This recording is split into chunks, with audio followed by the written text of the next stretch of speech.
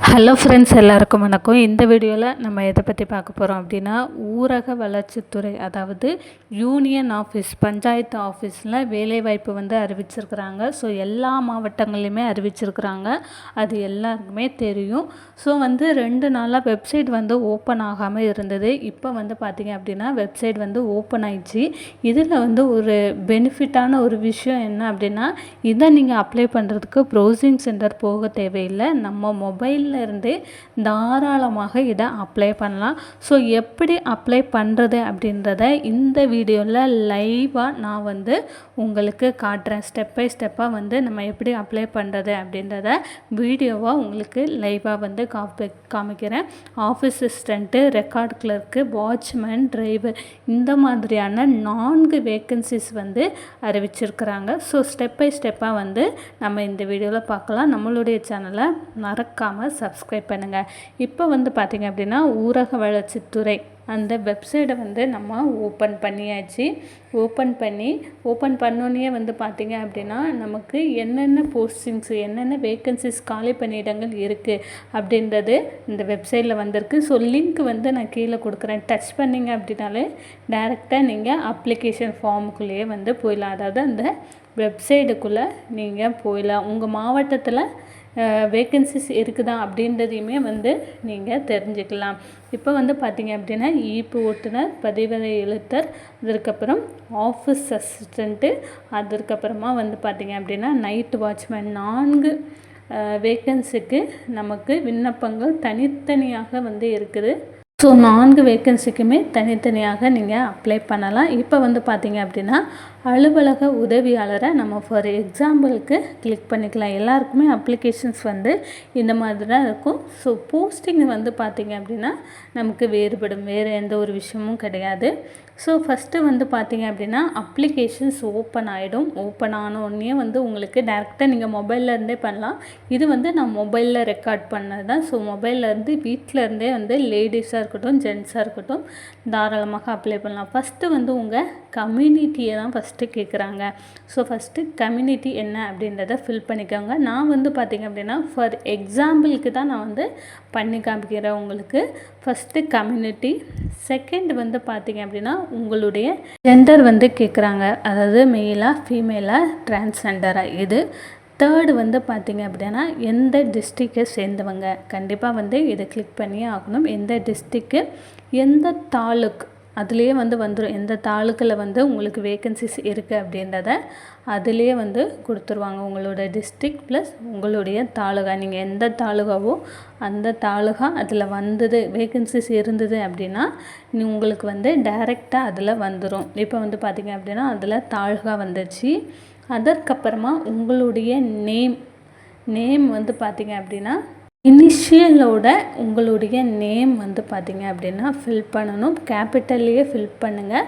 அதற்கப்புறமா பார்த்திங்க அப்படின்னா உங்களுடைய தந்தை ஆர் ஹஸ்பண்டு யாரோட பேர், உங்களுடைய ஆதார் கார்டில் யார் பேர் இருக்கோ அவங்களோட பேரை நீங்கள் ஆட் பண்ணுங்கள். அதற்கப்புறமா நீங்கள் என்ன குவாலிஃபிகேஷன், இது ரொம்ப ரொம்ப முக்கியம். நீங்கள் என்ன படிச்சிருக்கீங்க, 8ஆவதா, 9ஆவதா, 10ஆவதா, 12ஆவதா, பிஎஸ்சி, எம்எஸ்சி, என்ன டிகிரி, யூஜியா, பிஜியா, எதனாலும் நீங்கள் கிளிக் பண்ணிக்கலாம்.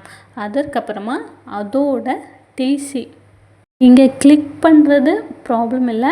ஆனால் நீங்கள் கிளிக் பண்ணுற குவாலிஃபிகேஷன்ஸ்க்கான டிசி நீங்கள் வச்சுருந்தீங்கன்னா மட்டும் கிளிக் பண்ணுங்கள்.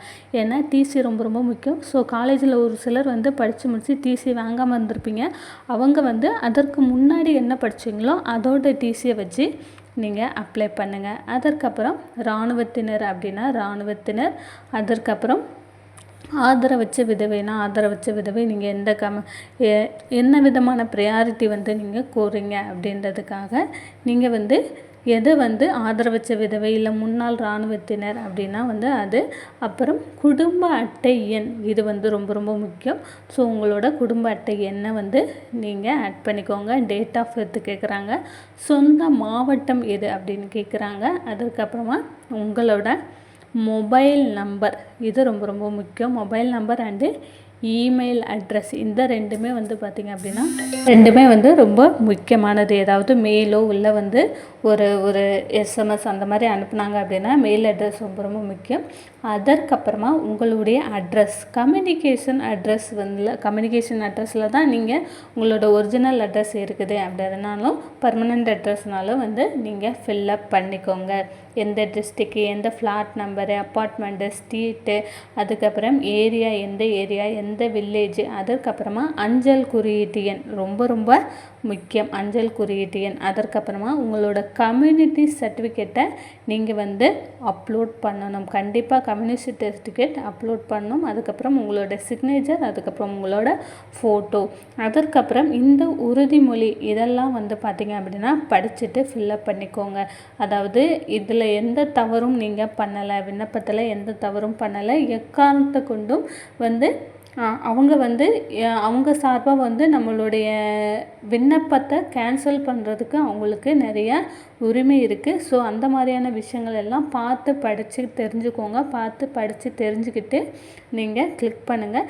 கிளிக் பண்ணிவிட்டு விட்டிங்கன்னா அப்படின்னா நெக்ஸ்ட் ஆப்ஷன் போகும். நெக்ஸ்ட் ஆப்ஷனில் வந்து பார்த்திங்க அப்படின்னா உங்களுக்கு ஓடிபி, அதாவது நீங்கள் உங்களோட ரிஜிஸ்டர் மொபைல் நம்பரை வந்து நீங்கள் அதில் என்ட்ரு பண்ணிங்க அப்படின்னா உங்களுக்கு ஒரு ஓடிபி வரும். அந்த ஓடிபியை நீங்கள் வந்து அதில் போட்டிங்க அப்படின்னா இந்த கேப்சாவையும் ஃபில் பண்ணிவிடுங்க.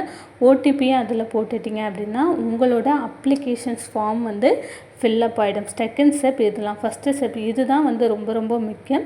ஸோ இதை ஃபில்லப் பண்ணிட்டீங்க அப்படின்னாலே செகண்ட் ஸ்டெப்பு உங்களுக்கு ஒரு மொபைல் நம்பரில் ஒரு ஓடிபி வரும், அவ்வளோதான். அதற்கப்புறமா வந்து பார்த்திங்க அப்படின்னா பேமெண்ட் ஆப்ஷன் வந்து பார்த்திங்க அப்படின்னா 100 ரூபாயோ இல்லை 150 ரூபா அந்த மாதிரி தான் வந்து பேமெண்ட் ஆப்ஷன் கேட்கும். இதே எஸ்சி எஸ்டி இவங்கெல்லாம் நீங்கள் விடோ கேட்டகரியாக இருந்தீங்க அப்படின்னா உங்களுக்கு பேமெண்ட் வந்து கிடையாது. பேமெண்ட் பண்ணிவிட்டு நீங்கள் வெளியே வந்துடலாம். வெளியே வந்துட்டு அதற்கப்புறம் இதே வெப்சைட்டில் வந்து பார்த்திங்க அப்படின்னா நீங்கள் உங்களோட அப்ளிகேஷன் ஃபார்மை வந்து நீங்கள் டவுன்லோட் பண்ணி நீங்கள் பார்த்துக்கலாம். அது வந்து டவுன்லோட் பண்ணி வச்சுக்கோங்க. ரொம்ப ரொம்ப முக்கியம். பின்னாடி வந்து ரெஃபரன்ஸுக்கு நமக்கு யூஸ் ஆகும். ஸோ அப்ளிகேஷன்ஸ் வந்து ப்ராப்பராக கரெக்டாக வந்து ஃபில் பண்ணுங்கள். அதே மாதிரி மொபைல் நம்பர், இமெயில் அட்ரஸ் கரெக்டாக கொடுங்க. அதற்கப்புறமா வந்து பார்த்திங்க அப்படின்னா பேமெண்ட் வந்து பண்ணிவிடுங்க. ஸோ அப்ளிகேஷன்ஸ் வந்து நீங்கள் அப்ளை பண்ணும்போதே வந்து பேமெண்ட் பண்ணிட்டீங்க அப்படின்னா தான் உங்களோட அப்ளிகேஷன்ஸ் வந்து ஃபில்லப் ஆகும். சார் பேமெண்ட் வந்து அப்புறம் பண்ணிக்கலாம் அப்படின்னு விட்டீங்க அப்படின்னா உங்களோட அப்ளிகேஷனே வந்து ரிஜெக்ட் பண்ணிடுவாங்க. ஸோ 100 ரூபாயோ 150 ரூபாயோ தான். ஸோ அதை வந்து நீங்கள் அப்ளிகேஷன்ஸ் பண்ணும்போதே வந்து பண்ணிவிடுங்க. இது வந்து பார்த்திங்க அப்படின்னா நீங்கள் ப்ரௌசிங் சென்டர் போய் இவ்வளோ நாள் நம்ம வந்து அப்ளை பண்ணிட்டு இருந்திருப்போம். ஸோ ப்ரௌசிங் சென்டரே போக தேவையில்லை. நம்ம வீட்டில் உங்களோட மொபைலில் இருந்தே வந்து பார்த்திங்க அப்படின்னா நீங்கள் அப்ளை பண்ணலாம். இந்த வீடியோவில் இதில் ஏதாவது உங்களுக்கு ஒரு டவுட் இருந்தது, இந்த அப்ளை பண்ணுறதுல எனக்கு ஏதாவது டவுட் இருந்தது அப்படின்னா கமெண்ட் செக்ஷனில் மறக்காமல் வந்து கமெண்ட் பண்ணுங்கள். இந்த வீடியோ உங்களுக்கு பிடிச்சிருந்தா நம்மளுடைய சேனலை லைக் பண்ணுங்கள், சப்ஸ்கிரைப் பண்ணுங்கள், மறக்காமல் கமெண்ட் பண்ணுங்கள்.